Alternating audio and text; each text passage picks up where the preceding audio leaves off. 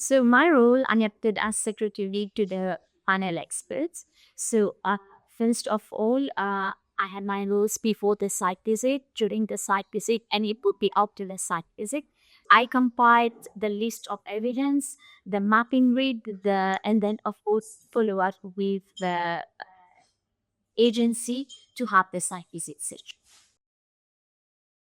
I would say that the ASG QA provides a very clear reference framework for the agency to be able to maintain quality assurance, because if we have a look at all the parts B and C, all the different standards as mentioned in the ASG QA are very comprehensive and elaborated, and this is one aspect of the ASGQA. The second aspect, I would say, regarding not only the guidelines, but the way the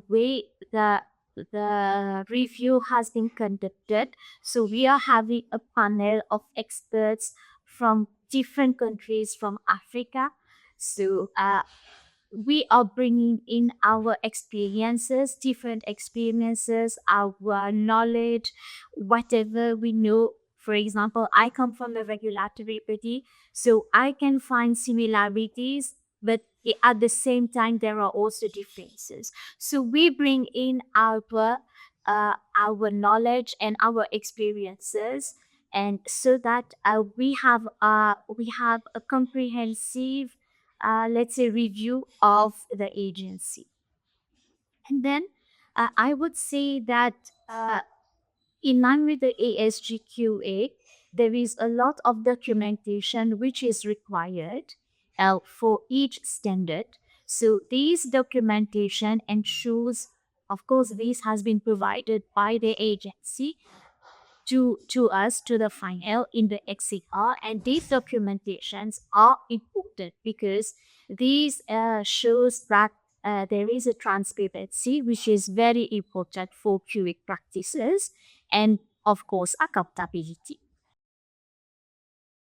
I would definitely encourage other QA agencies or regulatory bodies, however, whatever we call that, to form part, to undergo the review, the HACA review, because firstly, well, there were many advantages.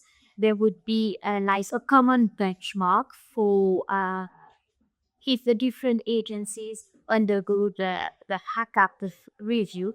So there would be, this would increase, this would contribute to a common benchmarking for institutions and the QA agencies across the African continent.